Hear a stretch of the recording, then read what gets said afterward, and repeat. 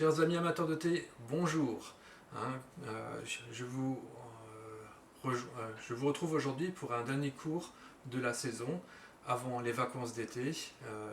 Et donc Stéphane Herler, le fondateur du blog Tea Masters et de la boutique du même nom. Nous allons parler aujourd'hui du thé à l'extérieur parce que avec les vacances d'été, nous allons, j'espère, avoir l'occasion de sortir de nouveau, d'aller à la plage, en montagne, au musée, de prendre la voiture, de faire des longs voyages. Et donc, pour vous épargner les problèmes que l'on peut rencontrer dans pareilles circonstances, je vais essayer de vous faire profiter un petit peu de mon expérience de faire du thé sur la route et à l'extérieur, et avec mes petits trucs. Et bien sûr aussi, on va commencer d'abord par faire un petit peu un pas dans le passé, voir comment est-ce que nos ancêtres, les mandarins chinois, faisaient le thé quand ils étaient à l'extérieur. Est-ce qu'on a des choses à apprendre d'eux? Alors, on n'a pas de vidéo, hein, on ne peut pas les voir sur YouTube. Par contre, on a des belles peintures. Là, il y en a une par exemple d'un literati Ming qui fait du thé au pied d'une montagne avec des bambous. On le voit agiter son éventail pour faire partir le feu. Et on voit qu'il a toute une table avec tous ses instruments. Donc il s'est vraiment donné du mal pour tout apporter avec lui, pour bien faire son thé. Et on a l'impression qu'il est très paisible, qu'il prend plaisir à passer son temps à l'extérieur, à l'ombre des bambous, à l'ombre de la montagne. C'est une scène très très zen. Pour moi, c'est un petit peu aussi la, le sommet de la civilisation, c'est-à-dire qu'on amène dans la nature les produits de notre civilisation, notamment ceux où on a domestiqué la nature, ceux où on a raffiné la nature, où le thé, qui est des feuilles qui poussent sur des arbres, on les a transformées et on les a raffinées. Et maintenant, on va également utiliser ces feuilles pour obtenir de nouveau un breuvage encore plus parfait, encore plus subtil que l'eau qu'on peut trouver dans la nature.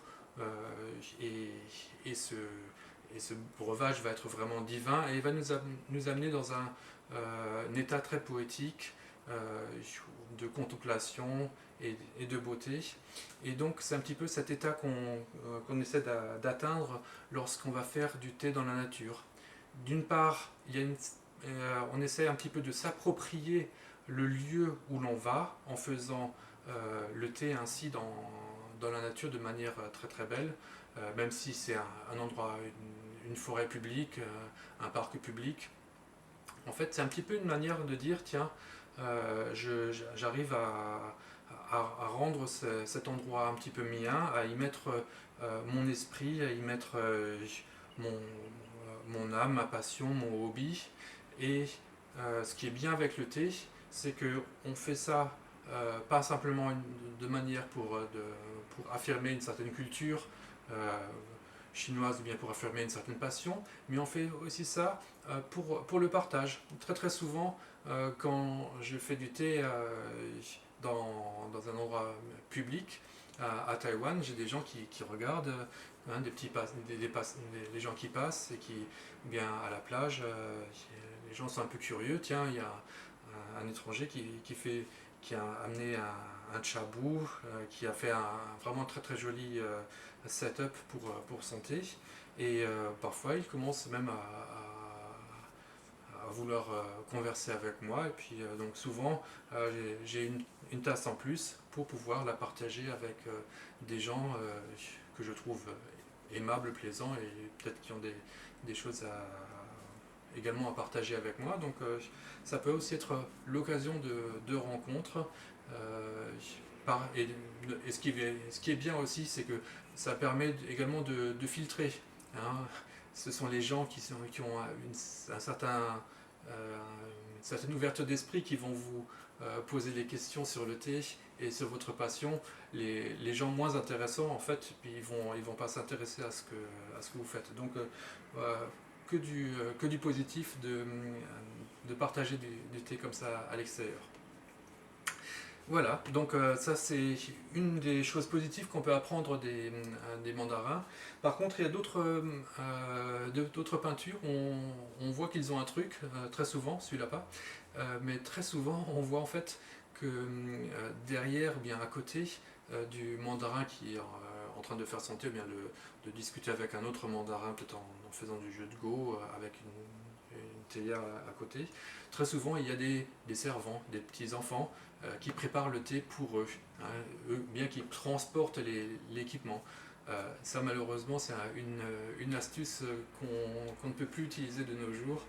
Euh, Là il faut vraiment y mettre du sien, utiliser ses huiles de coude ou bien avoir une voiture pour pouvoir amener ses équipements plus loin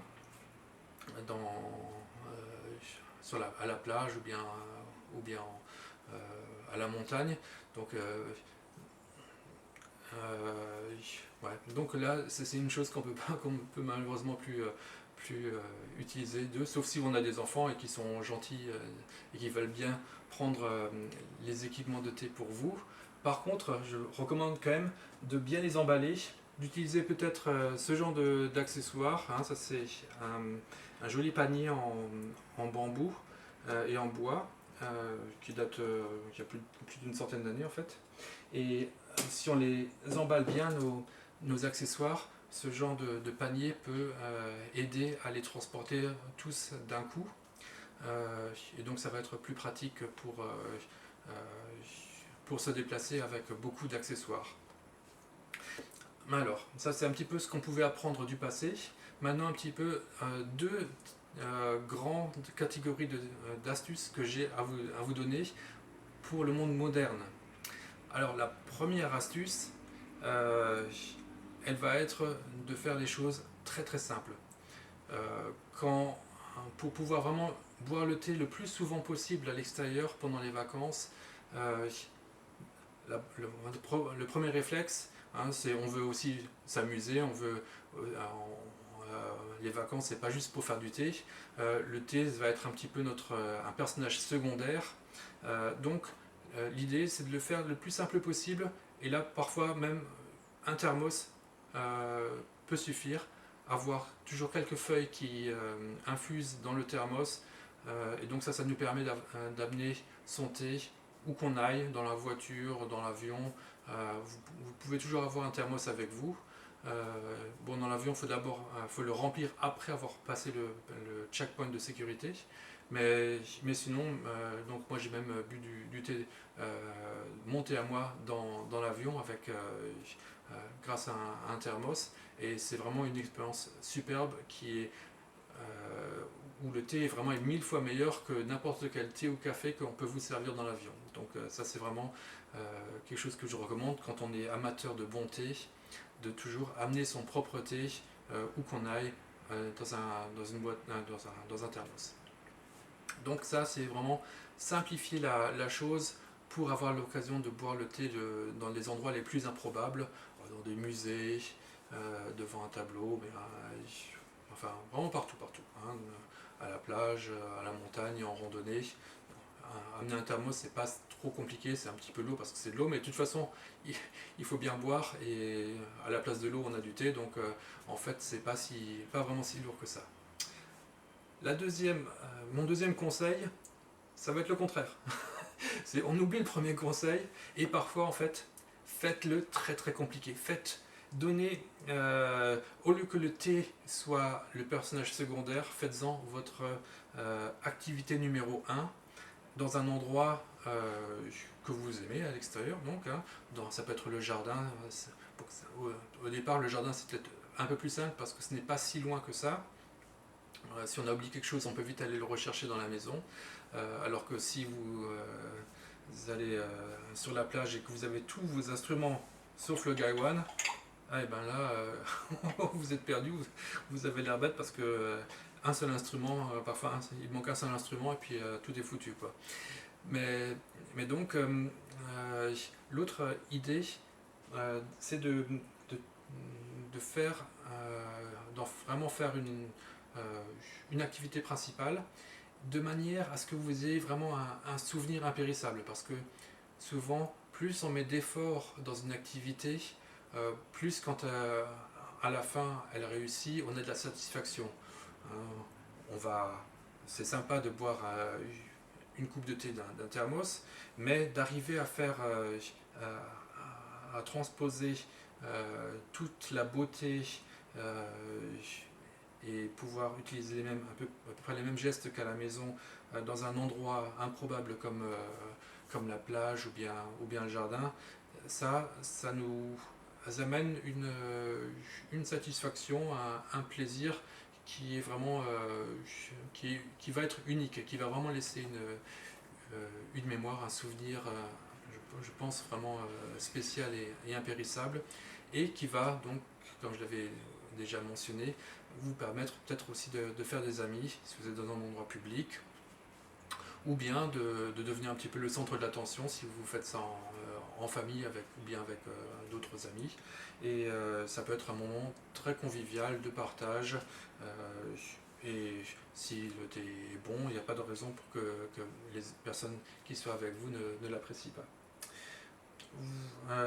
Voilà en quelques mots euh, mes conseils principaux.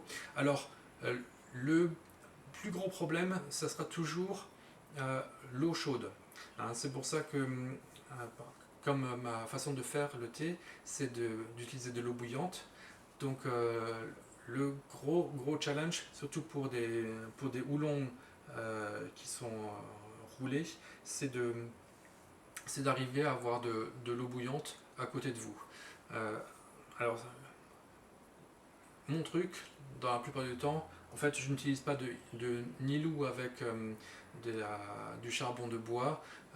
C'est pas très pratique. C'est un petit peu même dangereux dans les endroits secs en France, dans le sud de la France. Ça vous risquez de causer un départ de feu. Le feu est interdit sur les plages. Par contre, ce que moi j'utilise, c'est un petit réchaud à gaz, hein, comme dans les campings. Et avec ça, je peux chauffer de l'eau dans une bouilloire. Donc là, je n'amène pas non plus la bouilloire la plus chère, la plus fragile. Là, j'amène plutôt une bouilloire en fer, stainless steel. Mais ça me permet quand même de faire du très bon thé de manière assez facile avec une bonbonne de gaz. Il y a une autre petite possibilité, c'est d'amener un second thermos juste avec de l'eau bouillante, et ça ira à peu près avec avec du thé vert, ou bien avec du baozong, ou bien avec de Oriental Beauty, ou bien des thés rouges qui ne sont pas en boule. À partir du moment où c'est en boule, là il vaut quand même mieux avoir de l'eau qui vient tout juste de bouillir, mais pour les feuilles torsadées, de l'eau bouillante dans un thermos, ça peut déjà faire l'affaire. Mais bon, l'idéal c'est quand même d'avoir son petit réchaud à gaz à côté de soi, et d'avoir une bonne eau, hein, forcément, une bonne eau minérale, pas trop minéralisée, pour pouvoir faire votre thé. Ensuite, amenez plutôt un Gaiwan, comme ça vous permettra d'utiliser différents thés, hein, avec le même accessoire. Vous n'avez pas besoin de changer de théière à chaque fois. Et le Gaiwan, c'est aussi un petit peu, c'est un peu moins fragile. C'est moins fragile, ou bien en tout cas c'est moins cher qu'une théière dishing à remplacer si jamais elle tombe pendant les manipulations en extérieur. Et mon autre truc, c'est quand vous faites du thé en extérieur, c'est de le faire plus fort que quand vous le feriez à la maison. Parce qu'on a tellement de stimuli, le vent, les odeurs à l'extérieur, c'est tellement plus puissant que on a un peu de mal à se concentrer sur les arômes du thé. Et donc, si le thé est infusé de manière plus puissante, cela va permettre de jouer à jeu égal avec tous ces autres stimuli. Et donc essayez aussi d'harmoniser le thé que vous faites avec votre situation. Dans un environnement très très chaud comme à la plage, moi j'aime bien faire un thé de haute montagne parce que ça va être très rafraîchissant et l'énergie de la montagne, je trouve que ça va bien avec l'énergie de la mer. Mais si vous êtes à la montagne par contre et qu'il fait très très froid, je recommanderais plutôt un thé qui va vous réchauffer comme un oolong torréfié ou bien un thé rouge très oxydé.